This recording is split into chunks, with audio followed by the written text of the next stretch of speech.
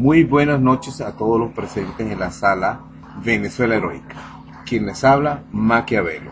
Y vamos a dar inicio a la conversación que hacemos todas las noches con respecto a la política nacional e internacional. En esta oportunidad van a estar presentes nuestra invitada especial, Betty, venezolana que vive en Suiza. Está, como lo de siempre, Maquiavelo, que les habla, Carmelo, Andrés y Vergatario. Y algún otro que vaya ingresando a la sala de nuestros moderadores. Entonces damos inicio a la conversación. Diferencia. Es verdad que da la impresión de que no hay cambio, pero sí hay una gran diferencia. El político normal está formado entre la parte de llevar adelante económicamente una nación y no descuidar a los más necesitados, a los que están más vulnerables. Que eso es lo que dice el Sarkozy, como hay inversiones que tiene que hacer el Estado sin importar el costo. Tú no puedes dejar que la gente se muera de hambre o tenga que mendigar habiendo recursos. Pero cuando entran estos empresarios al poder, van a hacer todo lo posible para que no haya la posibilidad de que haya una marcha atrás en el cambio, digamos, de la economía del país, si acaso llega un gobierno que piensa más en las personas que en el empresario. Esa es la gran diferencia, porque el político antes se cuidaba de guardar las apariencias, en cambio cuando entra el empresario entra directamente.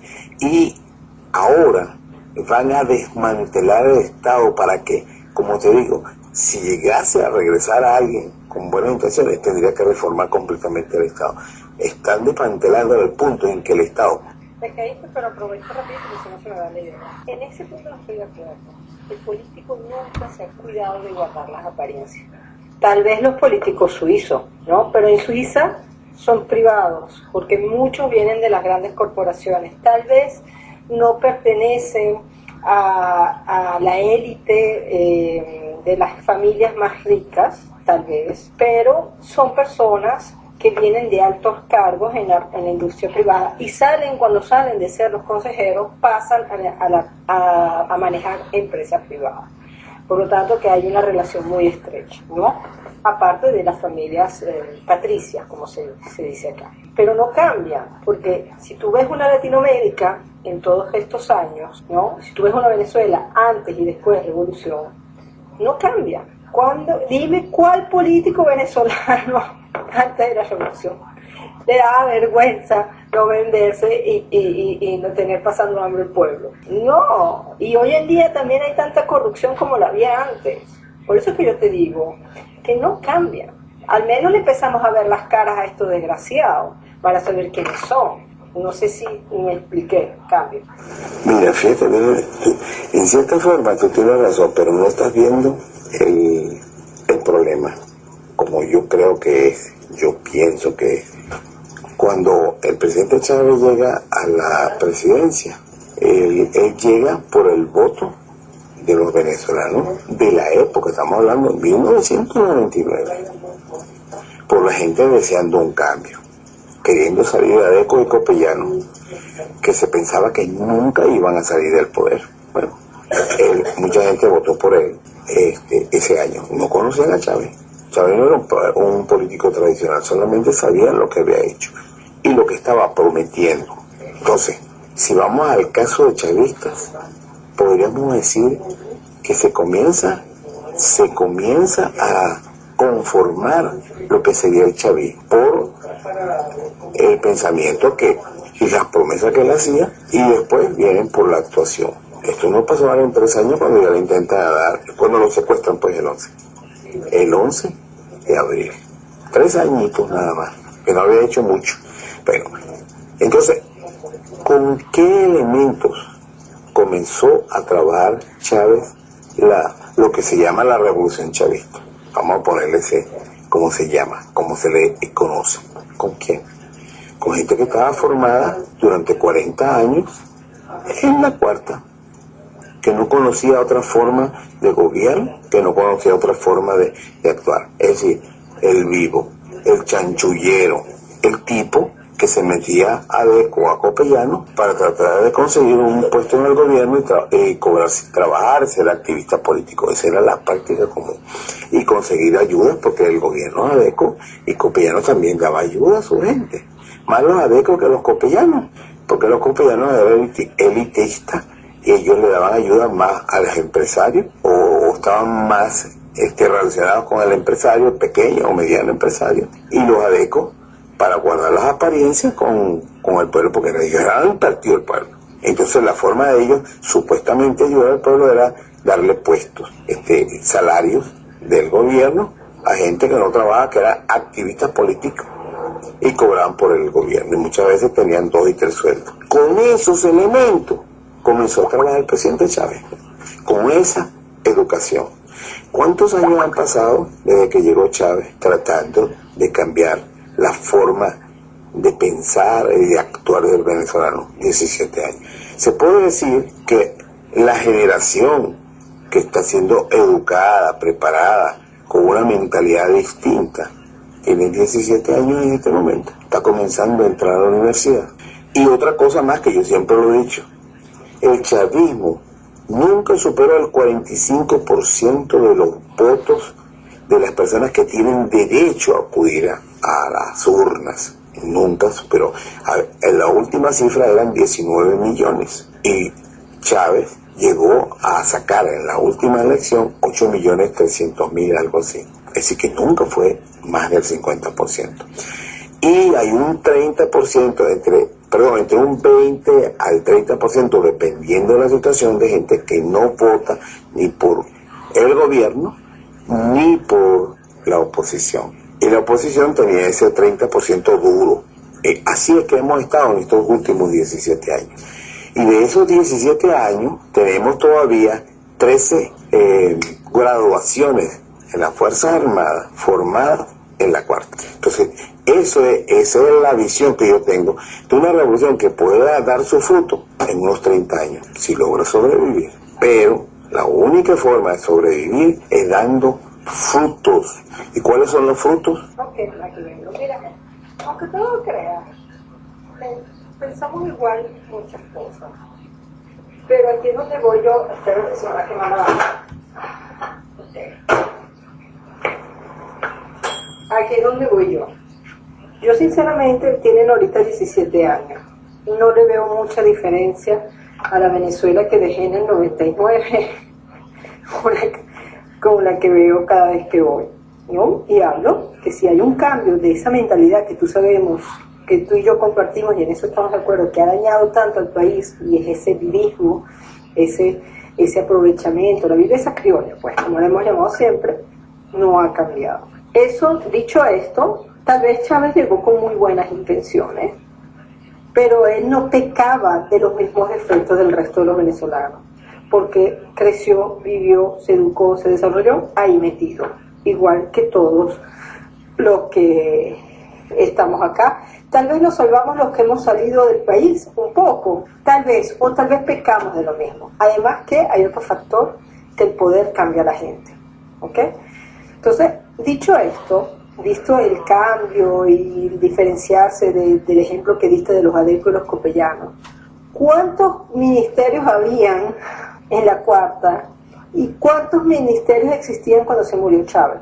Yo ya perdí la cuenta. Por eso, este es el ejemplo que yo te doy para, en un cierto modo, mostrarte que así como yo veo que ideas, iniciativas, las habían buenas dentro de la revolución, su pecado original es el que arrastró y heredó de la Cuarta República también de pensamiento, porque su modo de aplicarlas siempre fue con un populismo, siempre fue mantener a la gente, ¿no? Porque más ministerios creas, más empleados, más gente vas a emplear, más gente la vas a meter, más gente la vas a comprar también, ¿no? Su fidelidad, ¿no es cierto? Indirectamente. Entonces, bueno, aquí ya nos desvirtuamos del tema que me interesaba más, de la cuestión de la privatización del poder. Claro, Chávez aprovechó en este caso, y aprovechó la plata que le dieron los Cisneros, le aprovechó la plata que tal vez le dieron los Capriles, los Mendoza, para financiar su candidatura.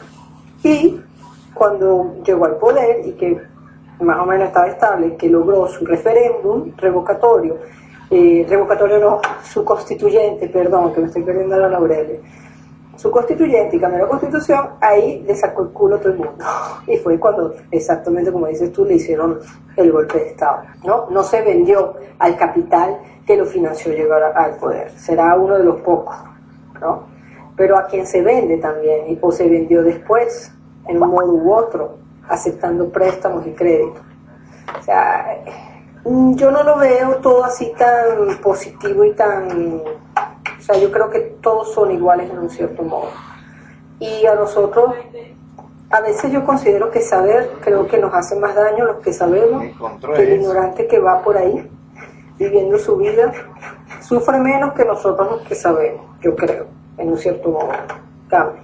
Bueno, fíjate que yo he tratado de explicarte que Chávez es un hombre y tenía una forma, vamos a decirlo, un ideal, porque yo me aprecio de haber estudiado poco a Chávez, antes y después.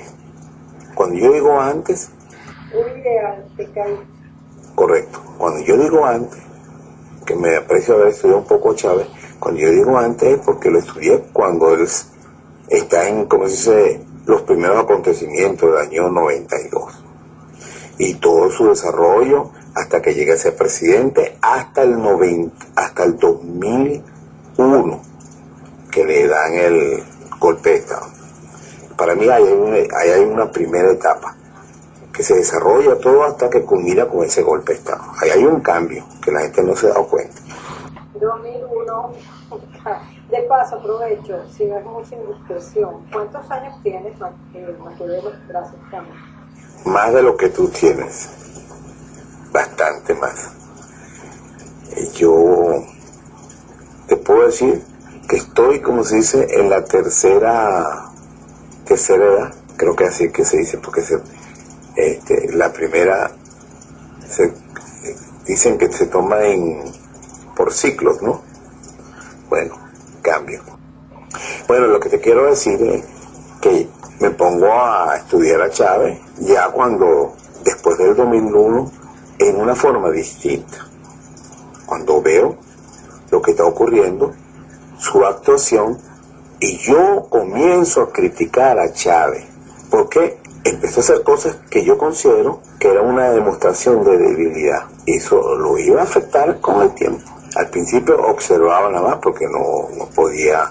Yo nunca he estado cerca del poder. No porque no lo quiera, sino que yo soy un poquito radical y ustedes han visto cuál es mi pensamiento por esos lados. Y empiezo a estudiar a Chávez antes y después del 2001. Entonces llega a una conclusión. Chávez era de la persona que lo que pensaba lo decía y lo hacía.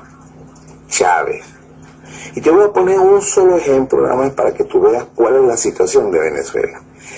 Yo soy apasionado de los trenes. Yo era muchacho y yo iba a Maracay, de Caracas a Maracay, con 10 años, en tren, solo. Me fascina.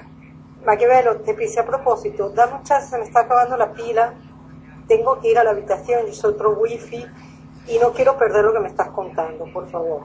Dame un chance, disculpa que te pisé, pero es que si sigues se me va a cortar y pierdo el hilo. Cambio. Después. Aquí estoy.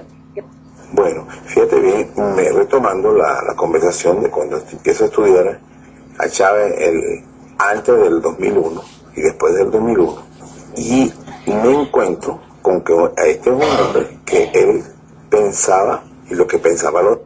No sé si me copiaste en los ferrocarriles, que tú eras un apasionado de los ferrocarriles, Carlos. Sí, correcto, estaba haciendo un pequeño resumen anterior a eso. Entonces, cuando llego, quiero dar un ejemplo de lo que yo considero le ha ocurrido a la revolución. Estoy hablando de Chávez, como estoy diciendo, Chávez tenía pensamientos, tenía ideales, tenía programas, y entonces se encuentra con esta dificultad que es la que voy a demostrar. Como soy apasionado de los ferrocarriles, y no de cuando estaba niño solamente, sino siempre, porque considero que es el medio de transporte más económico y que trae progreso a las naciones. Está el ejemplo del ferrocarril. Cuando se construyó el ferrocarril, que atravesó los Estados Unidos de este a oeste y de oeste a este, esa nación empezó a crecer a pasos agigantados. Y así ha ocurrido con el mundo entero. Donde hay ferrocarriles hay progreso. Eso es lo que yo siempre tenía en mi mente. Y me recuerdo que Pérez Jiménez tenía un proyecto grandísimo para llegar a toda Venezuela, comunicar a toda Venezuela por medio del ferrocarril, que no lo logró terminar, desgraciadamente. Pero ese proyecto estaba allí. Incluso los franceses lo iban a construir con 25 años de concesión, es decir, de explotación, que ellos lo iban a explotar por 25 años y quedaba esa infraestructura para Venezuela. Y todo esto en conversaciones con mi papá, que era una de las personas que más me estimuló a este tipo de cosas. Entonces, cuando yo escucho que Chávez está comenzando con la revitalización de, primero que ha terminado casi todas las líneas del tren del metro que antes estaban en proyecto, que comienza con construir líneas férreas muy importantes y empieza a crear lo que llaman el eje económico con las líneas férreas. Entonces él en un programa, yo me puse a escuchar donde él está reclamando a la gente que en cada sitio donde hay una estación, eso se tiene que convertir en un eje económico. Eso es algo que no lo inventó Chávez. Eso existe desde que inventaron el ferrocarril. Llega a una estación y en esa estación comienza a haber un polo de desarrollo donde se instala industria, donde se instala comercio, donde se instalan viviendas para desarrollar esa zona, que bien sea agrícola o minera, agropecuaria. Bueno, es un polo de atracción, el tren, porque ayuda a transportar las mercancías a grandes distancias en una forma económica. Y eso lo está explicando Chávez y diciéndole a la gente que tenemos que trabajar, no solo que cuando ya se hizo una estación en un sitio, entonces trabajar en el desarrollo de esas estaciones. Y lo decía como un reclamo a los proyectistas del gobierno. Entonces le estaba claro cuál era la función del ferrocarril, no era transportar nada más personas. Y después me recuerdo clarito que se lo escuché en un programa recientemente de La Hojilla, de Mario Silva, en donde él está hablando que él descubrió desde el estado de Aragua, entrada de la Colonia Tovar, a un puerto que hay en el litoral. Y dice que esa carretera está abandonada. Y me recordé, Chávez mandó a construir a esa carretera y quienes trabajaron en la construcción de esa carretera fueron las mismas personas que vivían en la zona.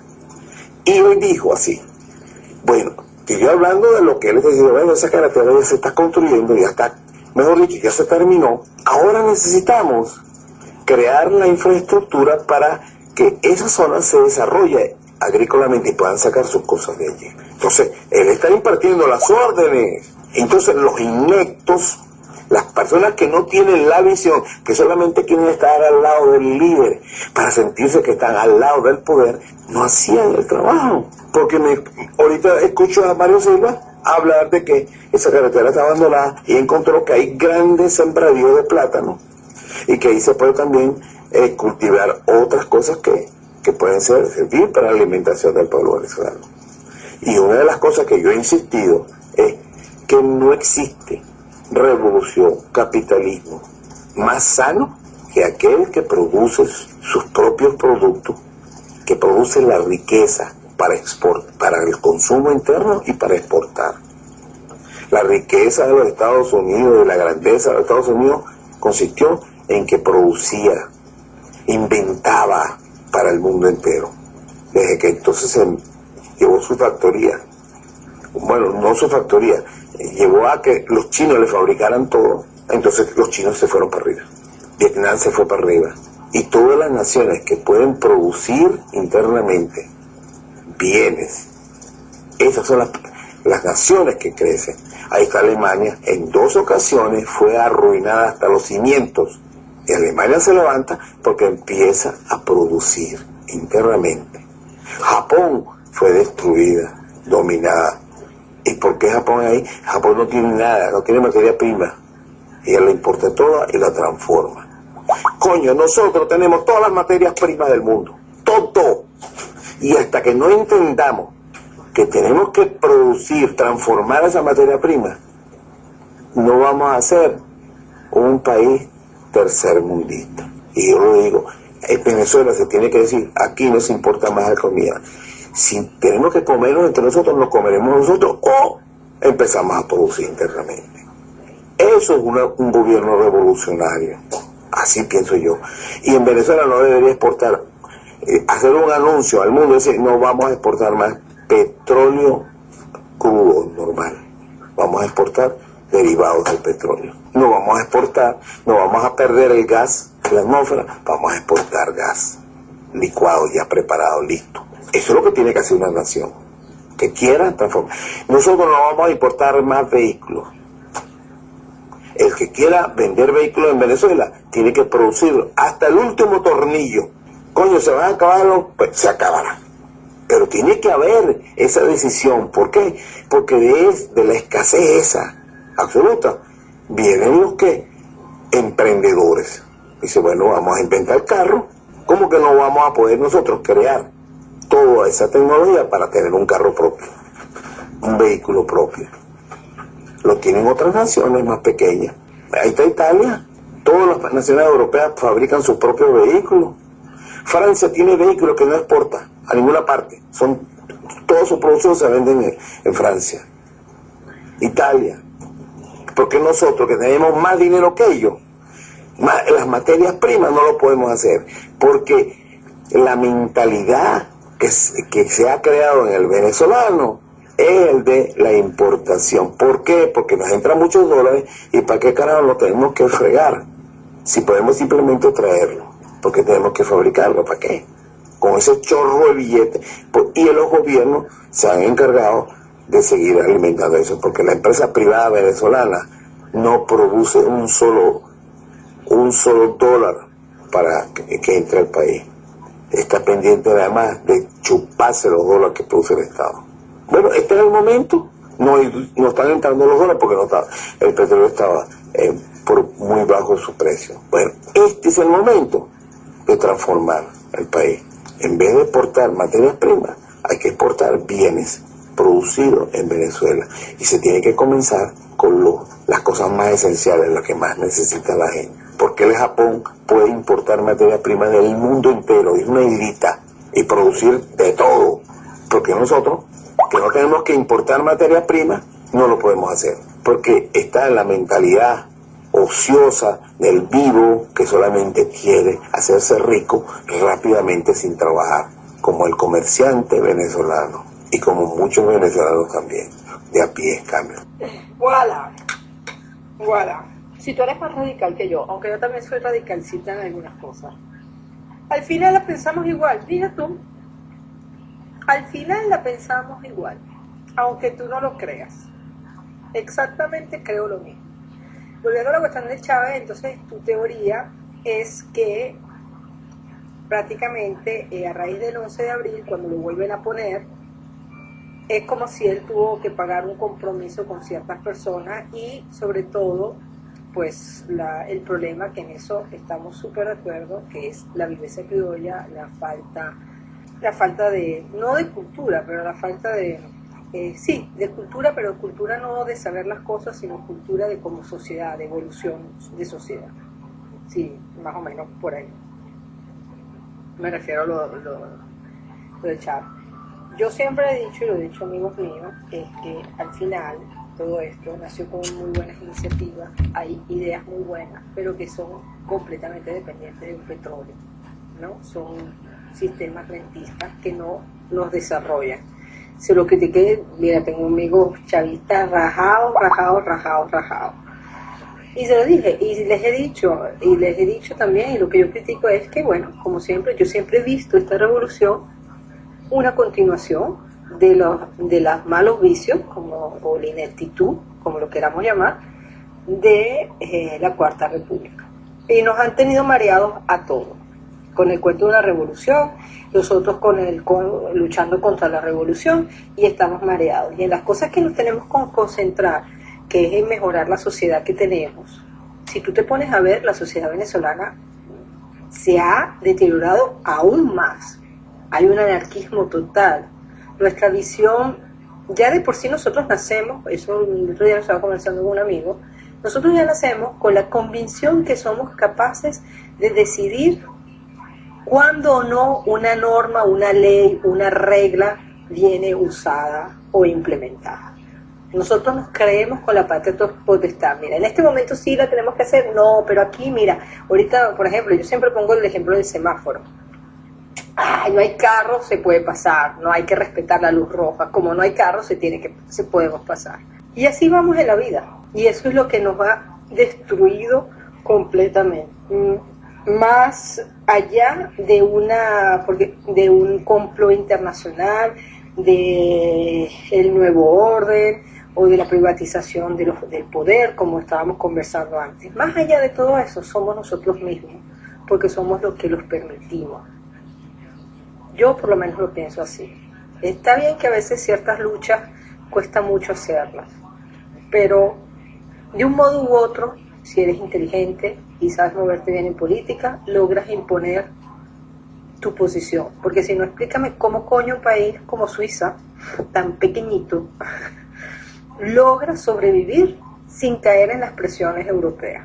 Entonces, mira, qué sorprendente. Estaba pensando, mientras que hablaba, estaba pensando en las primeras participaciones que yo hice por acá, cómo me caías encima, cómo nos caímos encima, porque yo también tal vez te respondí un poco mal al inicio, y cómo realmente al final, gracias a que yo insistí de estar por aquí y no me fui, resulta ser que la pensamos igualito.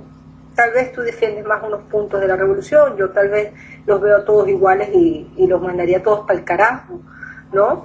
Pero al final la base es lo mismo, y me alegra mucho, en un cierto modo. Y me alegra mucho que por lo menos hay venezolanos que un poco empiezan a... Benny, déjame interrumpirte antes de que se me olvide. Es que estás olvidando que tenemos que contar con el venezolano que existe actualmente, que no ha cambiado de mentalidad, que piensa que se lo merece todo sin trabajar. Ahí está radica el problema. Es el mismo venezolano que estaba antes en la cuarta, que está ahora, y que cambió a los adecos por la revolución. Ahí está el problema. Sacamos a los que están ahorita y metemos a otros y vamos a seguir. Es el pueblo que tiene que cambiar de mentalidad, que tiene que ser productivo. Y hay que quitarse esa vaina, esa idea de que producir es malo si se gana dinero. Pues yo prefiero que alguien se haga millonario produciendo en una hacienda, porque produce mucho pollo y produce muchas cosas, a que el tipo se haga millonario importando pollo sin hacer nada. Ahí está la diferencia. Y hay que cambiar es la mentalidad de ser un zángano que le chupa al Estado, a ser una persona productiva, que la gente esté buscando cómo hacer dinero con sus propias manos, produciendo bienes para la República, para el país cambio. ¿Sabes un elemento importante de eso, y que yo critiqué mucho mi ex? Es ¿cómo se dice? Hay una expresión venezolana, es la mamarrachada. Yo considero que si tú estudiaste algo o aprendiste a hacer algo, porque un métier es tan importante como un título universitario, dedícate a eso, concéntrate, desarróllalo, vuélvete la mejor persona, pero no seas un mamarracho que hace 10.000 cosas porque solo estás buscando, como acabas de decir tú, ganar plata fácil y rápido. Yo eso siempre lo critiqué. Yo aquí en Suiza he llegado a comerme un cable, ¿no? No es que me he negado a ir a limpiar apartamentos o casas porque lo veo una cosa inferior, eso lo hice mientras que yo estudiaba, pero yo dije, si yo invertí la plata que invertí trabajando, limpiando para estudiar, ¿por qué tengo que seguir porque soy inmigrante? No, me he fajado para vivir de mi trabajo. No viviré con muchos lujos, hay periodos que están bien, pero me especializo y cada vez voy obteniendo mayores beneficios a nivel internacional como a nivel nacional, reconocimiento, porque hay gente que no hace lo que yo hago. Eso lo veo en Venezuela, el problema, que va a raíz de la viveza criolla. Yo he hablado con unos amigos también que el cambio no es del político, los políticos van a ir y venir y no va a cambiar mucho como tú lo dijiste. Perdón, pero el trabajo importante yo creo que es el que podemos hacer cada uno con la gente directamente como la ves, ¿no? Evitando, qué sé yo, evitando el bachaqueo, por ejemplo, ¿no? No le compras el bachaqueo, hablo de una cosa latente ahora, ¿no? O sea, hay que enseñarle, darle una mano a la persona, darle el buen ejemplo. Mira, si tú haces esto, vas a obtener esto, y hacerle ver cómo obtiene. A mí me educaron así, yo crecí así. Entonces, si se puede hacer, sirve también para las otras personas, ¿no? Para poder así lograr obtener mejores ciudadanos, porque no podemos solo esperar con las nuevas generaciones, porque si las familias son así, no van a cambiar los niños. Me explico lo que te estoy diciendo. Te quería comentar, bueno, respecto a la edad, bueno, si eres de la tercera edad, pues yo todavía no llego, tengo 40, así que no soy tampoco tan carajita. Cambio.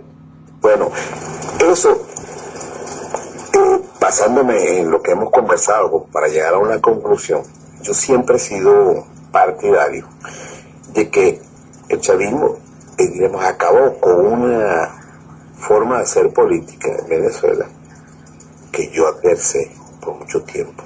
No eran gobiernos nacionalistas. Y entonces adversé a Acción Democrática, COPEI, y a los partidos de izquierda. Y lo repito, a todos los partidos de izquierda, que resultaron en ser los primeros enemigos de la revolución. Eso es el mejor ejemplo, es decir, que no me equivoqué en señalar que esas... Partidos de izquierda, cambio. Exacto, esos partidos de izquierda, que son pseudo izquierdas, que realmente son el enemigo necesario para mantener las apariencias y para, digamos, torpedear cualquier avance de personas que realmente pueden decir que son progresistas. Por eso entra Chávez e irrumpe Chávez violentamente, porque no había otra forma de cambiar eso. Y en cambio, lo que no hemos logrado cambiar es la mentalidad del venezolano que es cuentista. Antes le decían que era, ¿cómo es? Que era un papá, el papá que estaba siempre esperando que el papá eso tenía otro nombre, que le daban arte. Entonces, están esperando siempre que el Estado le dé todo. Y yo, por ejemplo, no soy partidario de promocionar al empresario privado porque es depredador. Ese persigue solamente la ganancia, el dinero, el lucro. Yo soy partidario de promocionar las cooperativas, que es una empresa privada, pero que todos los socios, todos son los trabajadores. En una cooperativa no puede haber alguien que no trabaje. Todos, para poder ser socio de esa cooperativa, de esa empresa, tiene que ser un trabajador. Entonces ellos se tienen que poner de acuerdo para mejorar las condiciones de los miembros de esa cooperativa. Y como las conocí personalmente por muchos años, cómo funcionaron, y funcionaban bien, eran rechazadas por muchos trabajadores ignorantes, pero los que hacían las cooperativas empezaban a tener un nivel de vida superior a los que trabajaban sin cooperativa, pues en forma individual, como digo yo, no como los reptiles, la cooperación. Y nosotros no hemos trabajado, no se ha trabajado en que las personas tienen que cambiar su manera de pensar, de producir. Al venezolano hay que enseñarle desde que nace que tiene que ganarse las cosas. Esa parte se continúa haciendo.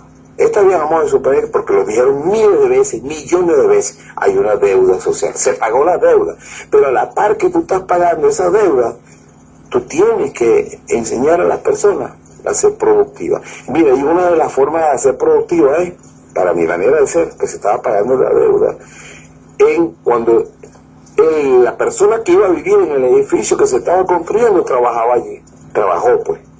Ayudó a levantar el edificio y después se quedó viviendo allí. Es una forma productiva de enseñar a la gente.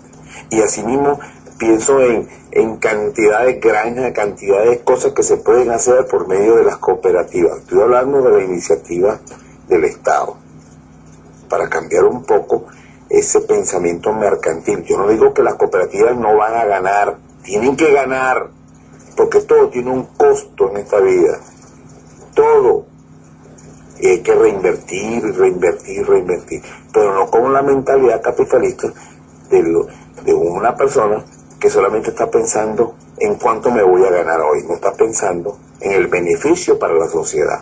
Entonces hay que cambiar esa mentalidad como en las escuelas, en los liceos, en las universidades y en la vida del trabajo común y corriente. Y eso tiene que partir del Estado, no hay otro ente que lo va a hacer, que tenemos que ser productivos. Mira, yo una cosita que yo sé, que lo vi, conocí a esa persona, es un venezolano que se fue a Colombia y está en la República Dominicana fabricando un vehículo de 3 ruedas, sumamente económico, tiene una línea aerodinámica y que es un vehículo a motor. Y el tipo se tuvo que ir a Colombia y a República Dominicana. Y yo no me he atrevido a preguntarle por qué no lo está haciendo en Venezuela, porque me daría pena por la respuesta, que supongo cuál es. No recibió apoyo, me imagino. Pero ese señor debería estar en Venezuela produciendo ese vehículo. Y está patentado a su nombre, es una idea que él tuvo y le ha costado hasta la comercialización del vehículo es especial. Tú te tienes que hacer socio de él comprando un vehículo. Al comprar un vehículo tú te estás haciendo socio y después entonces tú puedes revender, tienes el derecho para vender ese vehículo en otro lugar, promocionar la venta. Ese es el sistema que él ha creado. ¿Qué les parece? Cambio. Bueno, este sistema no lo has creado, eso existe y es el sistema con que trabaja la empresa también. Si quieres ser un distribuidor en tu país, en donde yo trabajo, tienes que comprar una máquina, ¿no? Funciona así. Eso existe ya desde hace tiempo. Las cooperativas no necesariamente tienen que ser del Estado. Aquí en Suiza, yo creo que eso es un punto fuerte que tiene este país, porque va de la educación. Si tú tienes sociedades que son menos egoístas, sea la empresa privada como la institución pública, van a funcionar y van a tener un equilibrio.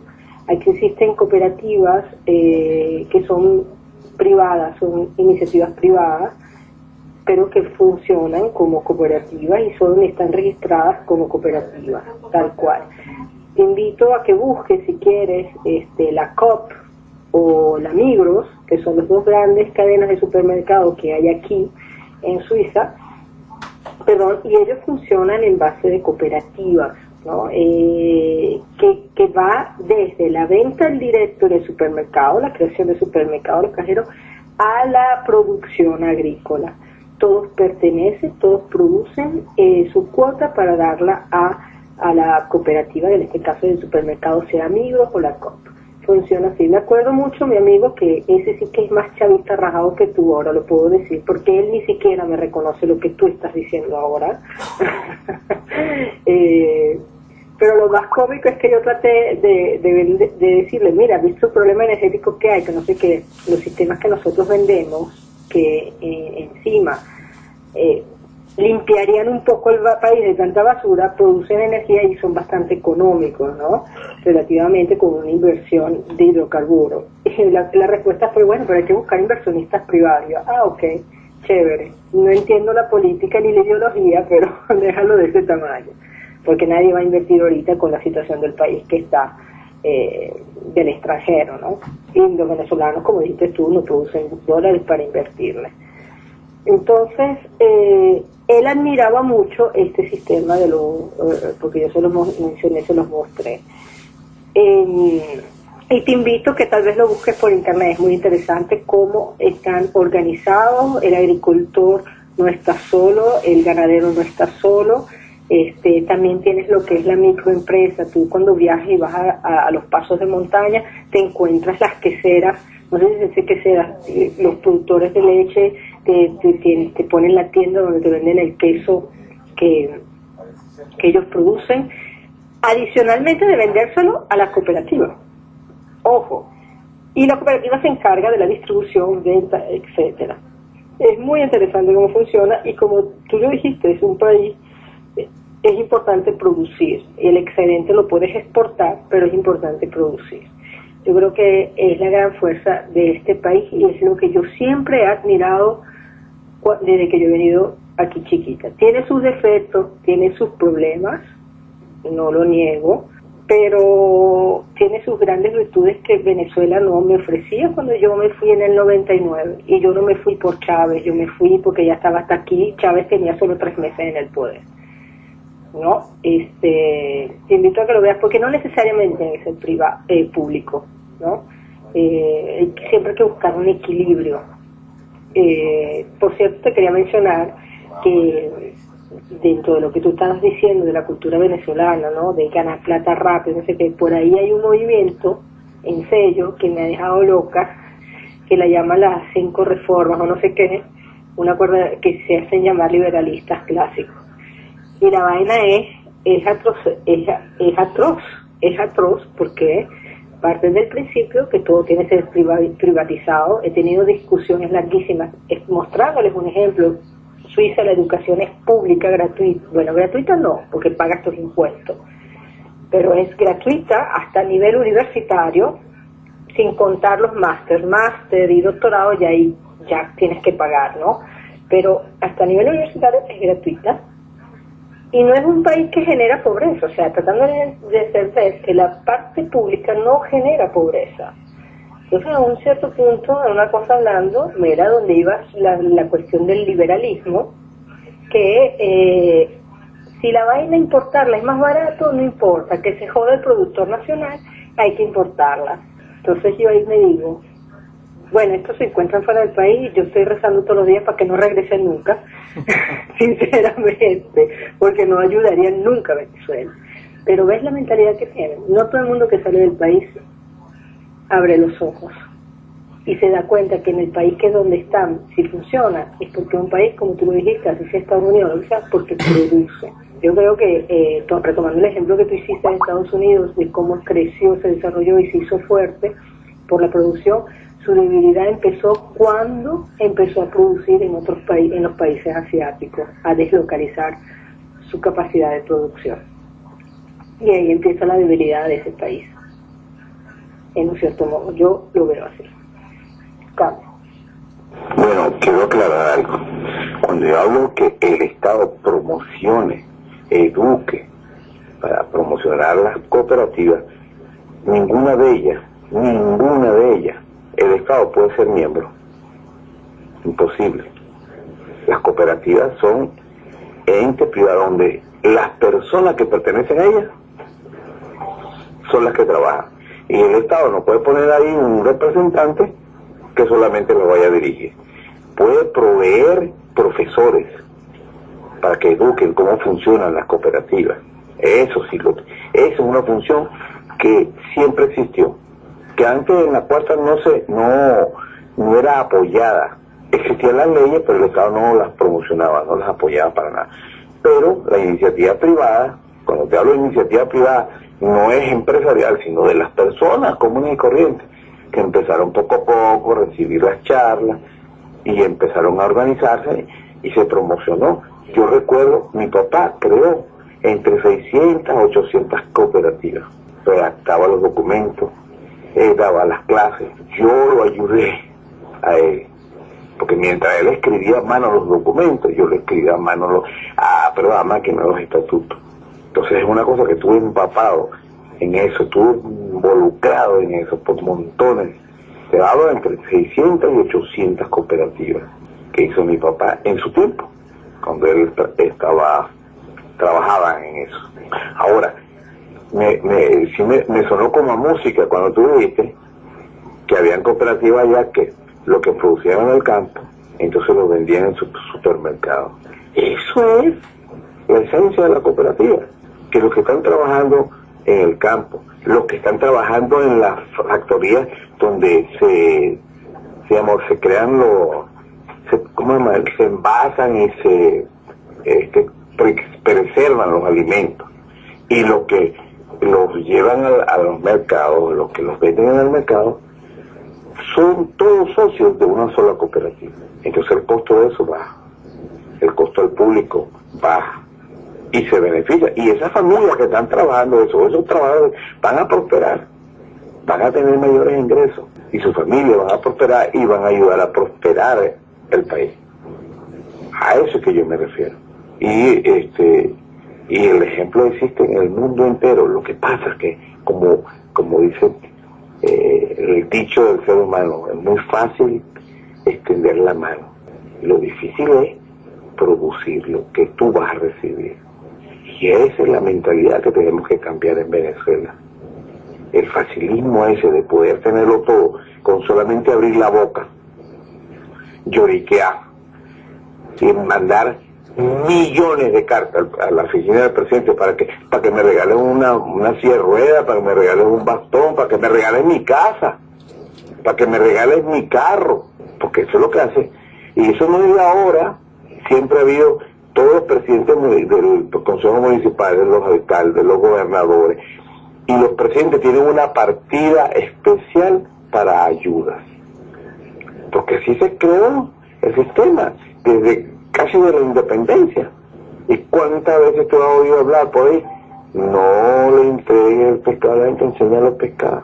Eso está más trivial que no. Y eso hay que hacerlo con el dolor de tu alma a la gente, porque si no, entonces no va a cambiar. Venezuela no va a cambiar. Fíjate con qué facilidad le daban dólares para que la gente saliera a pasear y al exterior un ratico y se traían los dólares para que los vendieran en el mercado negro. ¿Cuántas veces sucedió cuando Luis Herrera y sucedió también en el gobierno revolucionario? Eso es alimentar el parasitismo. ¿Cuánta gente hizo dinero destruyendo la nación? Enchufando dólares inorgánicos, como decir, improductivos al torrente digamos comercial. Entonces eso son cosas que la única forma de pararlo es, señores, ustedes quieren carro, vamos a montar una fábrica aquí, vamos a hacer algo, pero hay que producir ese carro nacional. Queremos esto, queremos vivienda, bueno, vamos a trabajar para hacerlas, para construirlas. Es que no hay otra forma para sacar una nación adelante, no hay otra forma que producir internamente. Mira, quiero hacer una acotación que lo he venido diciendo hace tiempito ya. Desde que Colombia firmó el Tratado de Libre Comercio, ¿sabes qué está pasando? Están llegando las importaciones de alimentos por tonelada. Y los campesinos y los productores agrícolas internos están empezando a quebrar y a chillar. Lo mismo que le hicieron a Venezuela. La misma mentalidad. Colombia tiene un pequeño superávit y entonces hay que decirle a la gente, no trabaje, chico. Si tan facilito que te llegan los alimentos de afuera. Y la gente, mucha gente es feliz hasta que no pueda pagar. Cambio. Creo que se te cayó, Maquiavelo. Un saludo a todos. Un saludo a todos mis compañeros americanos. ¿Qué tal? ¿Todo bien? Sí, saludos, Jordi. No, ya acababa de decir cambio. Pensaba que se te había cortado porque terminas como con ganas de decir algo más, ¿no? Hola Jordi, tanto tiempo. Espero que estés bien. ¿Cómo estás? Te iba a decir otra cosa, Maquiavelo. Pero en Venezuela se producían carros con piezas importadas como con piezas producidas en el país, ¿no? No eran 100% nacionales, pero en un gran porcentaje eran nacionales. ¿Qué pasó con todo eso? ¿Qué ha sucedido? ¿Por qué han cerrado? ¿No? Esto te lo pregunto. Y quería decirte que, insisto, mírate lo del ejemplo de las cooperativas que te dije, de estas dos, que hasta tienen una banca. Ellos tienen bancos también. Han crecido tanto que hasta cada una tienes la banca Migros y la banca Coop. Y dan mucha seguridad como banca, ¿no?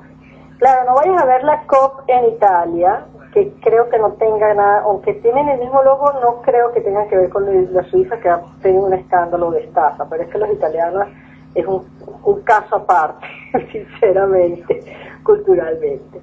Pero son muy interesantes, y para que tú veas cómo es la mentalidad del suizo, la Migros, la otra cooperativa, o sea, la Coptu es más abierta, vende productos de importación, pero también vende productos producidos dentro de su grupo cooperativo. La Migros es más cerrada a eso. La Migros es totalmente, uno que otro producto puedes conseguir, muy poco, pero todo es nacional.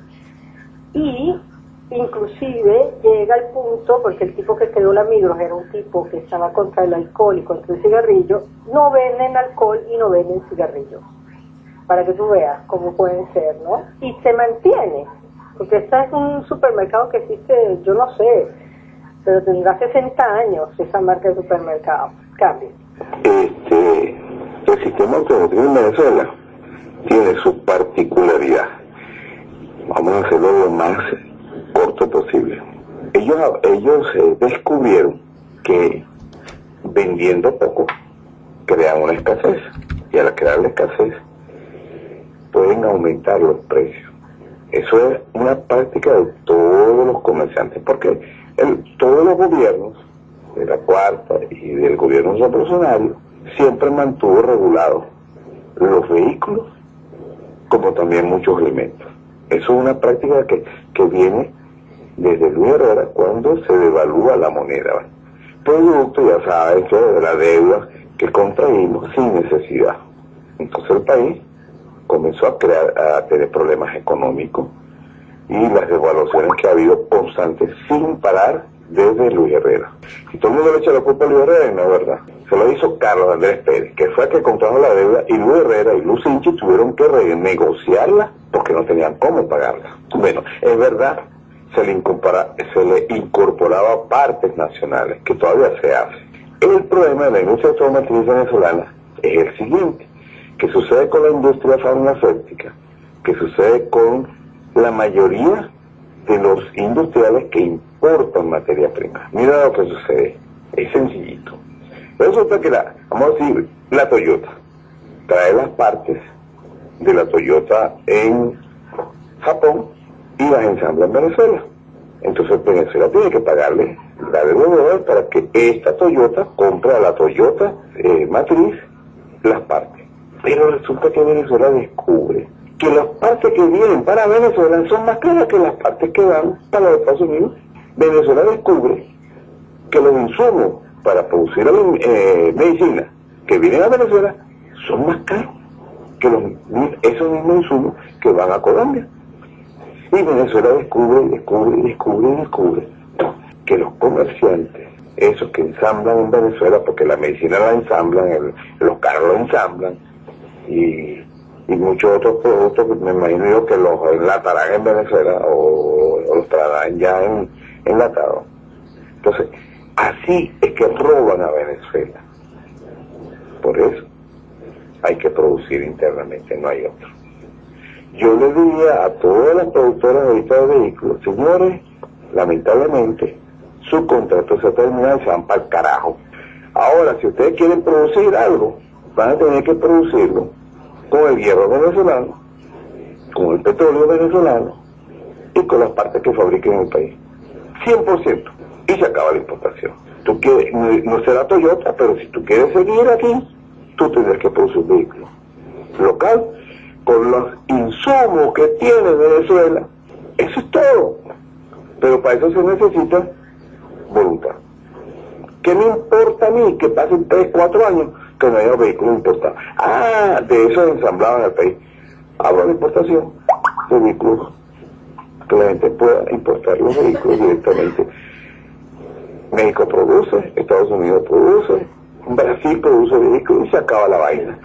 Se acaba el monopolio, ese es el chantaje que tienen las ensambladoras de Venezuela. Pero para eso se necesitan decisiones. ¿Entiendes? Eso es todo. Yo, por ejemplo, me recuerdo que yo hice una denuncia por aquí. Bueno, claro, la pasé a otro lado. Donde había un laboratorio que traía insumos y preparaba unos medicamentos. Y los mismos trabajadores empezaron a denunciar, y a mí me llegó esa denuncia, que agarraban y almacenaban lo que producían, porque eso lo supervisaba el gobierno, y los llevaban a un quemadero de basura. Y dijeron toda la dirección. A mí me llegó la información y yo la pasé. Ese laboratorio ya no está en Venezuela. El laboratorio completo se tuvo que ir, o lo echaron. Y eso es lo que hay que hacer. Señores, no va a pasar nada si echamos a toda la compañía de ensambladores de vehículos chantajistas que están vendiendo drones. ¿Cómo es posible que si por un carrito de fiesta cuesta en Estados Unidos 20.000, en Venezuela cuesta 40.000 ensamblado en Venezuela? Pues preferiría traerlo importado y ya, y se acaba. Porque se van a perder unos puestos de trabajo. Entonces vamos a fabricarlos en Venezuela, pues. No hay fiesta por otro vehículo. Esa es la solución, pero tiene que ser tomada rápidamente.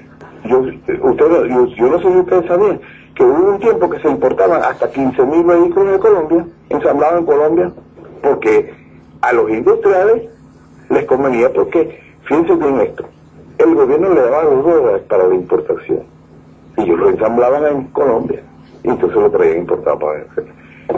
Pingo de negocio, y costaba más caro que en los Estados Unidos. Entonces esas son las cosas que hay que acabarlas, pero de raíz, de un solo tajo, y meter presos a esos ladrones por un buen tiempo. Cambio. Sí, pero más que verlo, aquí es donde yo te digo que aquí sale un poco como que te sale esa vena. O sea, no es la empresa la culpable. La culpable es lo que estábamos hablando anteriormente, es la viveza criolla, el ser venezolano, porque esas empresas están dirigidas por venezolanos. Entonces, tendrán uno que le habrán mandado de afuera, pero si no es el gerente, será el vicegerente o el vicepresidente, es venezolano. ¿Entiendes? Entonces, es aquí donde cuando yo digo, la culpa no es de Toyota, la culpa es de nosotros, de cómo funcionamos y cómo hacemos, y de cuántos somos vivos para ganar fácil, dinero fácil. Yo antes de irme a Venezuela, eso sí, hablo de Toyota, porque tenía familiares que trabajaban adentro. Por ejemplo, el Toyota Corolla era un 60-70% producido en Venezuela. Los amortiguadores, otras piezas más, yo de carro no sé. Muchas de las piezas eran producidas en Venezuela. Claro, después, cuando se agudiza más, y en este periodo con los dólares, más se agudiza esta viveza criolla, pero yo no daría tanto la culpa al producto, a la marca, yo daría más la culpa a nosotros. Por eso es que ellos, todo el mundo dice, y muchos vienen a invertir y a poner empresas en Venezuela, es porque la ganancia, ¿cómo se dice el término económico, ¿no? Cuando tienes el retorno de inversión es muy rápido y le ganas mucho dinero, ¿no? Claro, porque el venezolano solo se focaliza su inteligencia en eso, perjudicando todo el resto. Es como el ejemplo que te di de estos que andan por ahí con sus reformas, es que a ellos no les importar y que se joda el interno. Una cosa inexplicable, las cosas más inverosímiles suceden en Venezuela. ¿Cómo es posible que un carro usado cueste más que un carro nuevo en otros países del mundo? ¿Cómo es posible que un Fiat, por decirlo así, cueste más que un Mercedes, por decirlo así, en Venezuela? Hasta no hace muchos años, eso fue una crítica que yo siempre hacía por un ejemplo banal, no es algo que te va a comer, pero bueno, banal. Un Swatch en Venezuela, ¿cuánto costaba hace 5 años? Un reloj que te cuesta $100 en todas partes del mundo, $70, te lo vendían por $300 en Venezuela. Entonces, es eso, no es la marca el culpable. El culpable es el venezolano que agarró la distribución para Venezuela y que la distribuye. Que aún por encima él no lo paga $60 o $70, el modelo ese, ¿no? Por decirlo así. Entonces aquí volvemos a la base de lo que empezamos la conversación que tuvimos. Y el problema es que somos nosotros. Y hasta que no cambie eso, no va a cambiar. Será, como decía Conde Guacha, que a coñazo, el único modo que aprenderemos, porque yo la veo muy, muy difícil. Pero muy difícil. Porque si no te adaptas a ese sistema, te comerás un cable o vivirás sobreviviendo. O pasas a ser pobre esclavo del sistema. Cambio. Creo que te caíste, pero aprovecho. Pero mi amor, si yo estuve ahí en agosto. fui por trabajo a Haití. Bueno, yo le voy a poner otro ejemplo del problema que está padeciendo Venezuela. Yo hice otra denuncia. Yo mismo lo investigué y yo mismo me di cuenta. Tú comprabas un pasaje, estoy hablando 2010, 2011, porque esa fue la época en que lo hice. Tú ibas a una agencia de viaje en los Estados Unidos y comprabas un pasaje de ida y vuelta a Venezuela y te costaba $700, $600. Cuando estabas en Venezuela, pues tú podías comprar, por ser venezolano, tú puedes comprar un pasaje nada más de ida, si quieres. Bueno, el caso es que estando en Venezuela, me pongo a averiguar cuánto costó un pasaje en bolívares. Y entonces, la agencia me dice, son 14.000 bolívares en aquella época, algo así. Cuando hago la conversión, le digo, coño, pero si tú me estás vendiendo este pasaje al precio especulativo del dólar today, ese no es el precio del pasaje cuando tú lo compras en los Estados Unidos.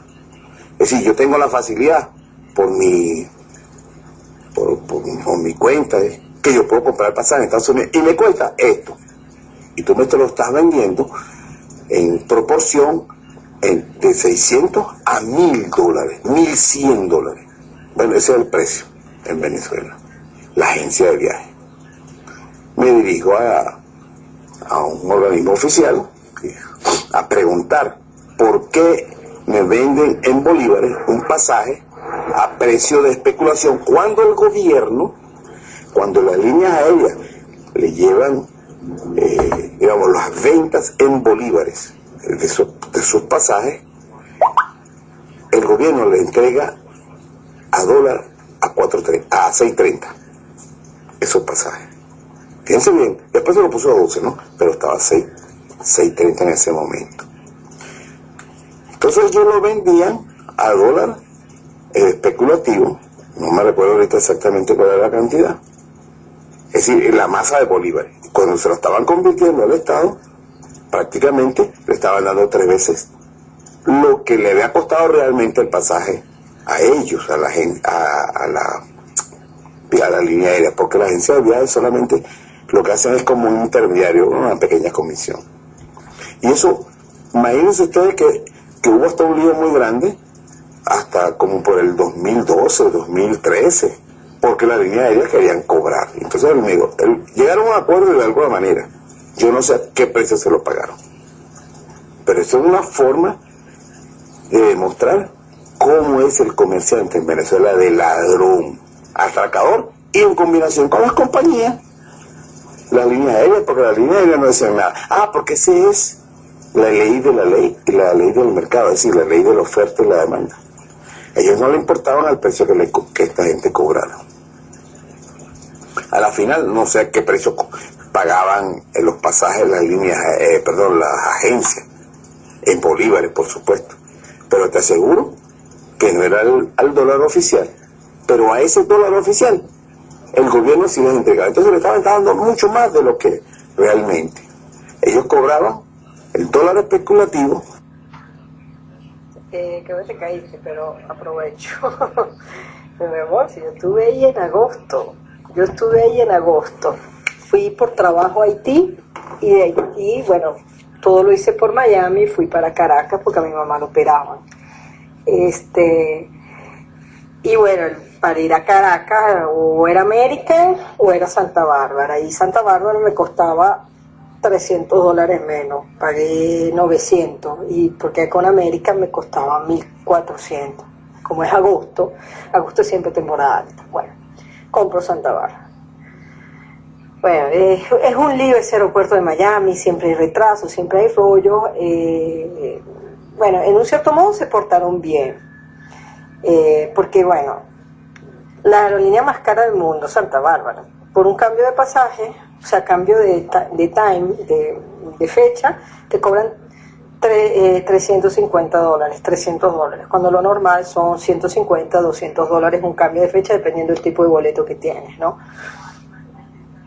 Bueno, al final ellos reconocieron que, total, yo cuando llegué al día siguiente que yo cambié, mi vuelo acababa de salir Entonces se comportaron bien y me dijeron, no, pero es que nosotros tenemos convenio con América, y si usted estaba en retraso, nosotros también estuvimos en retraso, me metieron y no me cobraron los $300. Eso sí, cuando estoy haciendo el cheque, me dice la tipa, bueno, si quiere, le ofrecemos por $50 ir en business class. Y yo le digo, bueno, ¿y cuál es la diferencia? No, bueno, que te damos una cobijita, tal, y no sé qué más. Y dije, bueno, conociendo a los venezolanos como les gusta el aire acondicionado, mejor lo pago. Además que estaba cansada, el asiento era un poquito más grande, y yo estaba muerta. Por $50 no me iba a morir. Los pago para la ida. No, menos mal, porque esa vaina es una hielera. Aquí solo para hacer el cuento más anecdótico. Bueno, cuando me regreso de Caracas, que tengo que pasar por Miami para agarrar mi vuelo a Europa, le digo al tipo, dijo, bueno, déjame ver, también para ver cómo es, ¿no? Le digo, mira, yo en Miami pagué para ponerme en business class, ¿cuánto me cuesta, no? ¿Sabes cuánto me cobraban? Como eran $1,000. Si tú lo calculabas a 6.30, eran $1,000 por cambiarme de puesto a business class. Digo, ¿qué? Pues si yo pagué $50 en Miami, mijo. No, bueno, pero por eso y me dice así, bueno, yo le recomiendo que venda los dólares al negro y me lo da y me lo paga después en bolívares. Total, lo tenía que pagar igualmente en bolívares. Eran como, no sé, creo que era millones, no, porque con el cambio de los ceros yo me pierdo un poco, pero era como 20.000, 50.000 bolívares, 60.000 bolívares, una vaina así. Total que calculándolo a 6.30, y en donde estaba hablando con mi mejor amiga y todos los que me acompañaban al aeropuerto, me dicen, qué bola, ¿no? ¿Cómo hacen dinero? Santa Bárbara es una empresa venezolana, ¿cierto o no?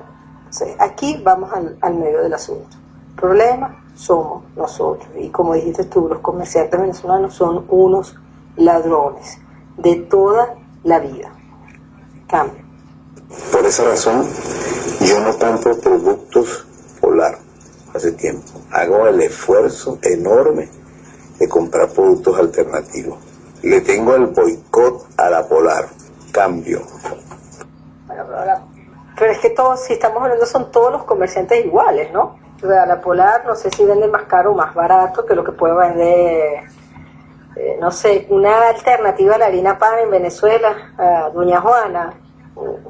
¿Cuánto cuesta? Costaba lo mismo, ¿no? El mismo precio, más o menos. Pero bueno, amiguitos, yo los voy a dejar porque va a empezar un documental sobre la niña esta de Pakistán, Malala. No sé si han oído hablar de ella, creo que es Malala el nombre, que fue la que se rebeló, ¿no?, con el concepto de que las mujeres y las niñas no podían estudiar, etcétera, etcétera. Maquiavelo, gracias por la conversación. Se te cayó, Betty. Es interesante. Yo he tenido el libro en mis manos, pero no lo he leído. Sé de la historia de la que hablas. Interesante. Ya contarás qué tal ha ido la película o la serie, no sé qué dijiste que era. Un documental, es un documental que tenía tiempo ya anunciando National Geographic y bueno, lo quiero ver porque seguí por noticias la historia de la chiquilla y me interesa. Después me hablas del libro, bueno, me imagino que se llamará igual, Malala. Maquiavelo, que te quería decir después, como te tengo creo que en el privado, después no hoy, pero en estos días, cuando tengas libre, te quiero consultar una cosita, que tengo una espinita de una cosa que te quiero consultar, pero que no es necesario hablarlo por acá, por canal abierto. Entonces, bueno, un abrazo para todos, amigos. Me dio mucho gusto estar por acá conversando. Chao, cambio. Bueno, esto se pone caliente, si queréis, me voy, No seas mal pensado, chamo, que eso es lo más natural del mundo. Mira, no, Betty, cuando quieras, siempre estoy a la orden, menos cuando estoy durmiendo. Ok, tranquilo. La conversación es muy buena. Quiero decirle a los que han participado que la voy a copiar, como hago con muchas conversaciones donde hay un diálogo inteligente, y la subo al canal del YouTube de Venezuela Heroica, para que vean lo interesante que hacía esta conversación. Cambio. Gracias por el piropo. Wow, me llamó inteligente Maquiavelo, me voy a desmayar. Estoy jodiendo. Bueno, gracias. Y publica. Por mí, cuanto más la información se difunda es mejor, ¿no? Gracias también a ti por la conversación y a todos los demás. Me gustó mucho y fue muy interesante. Sobre todo que nos ha acercado mucho más.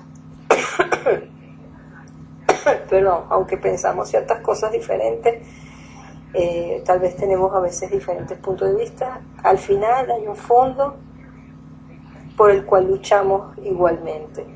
Entonces, me gustó mucho en ese sentido. Y Jordi, no seas mal pensado, acuérdate que jugamos para el mismo equipo. Dios mío. Un besote, ay, cambio y fuera. Bueno, así hemos llegado al final de nuestro programa Venezuela Heroica, que se transmite por el canal Sello Venezuela Heroica y que reproducimos por este canal de YouTube. Que pasen buenas noches y hasta un nuevo programa. Cambio y fuera.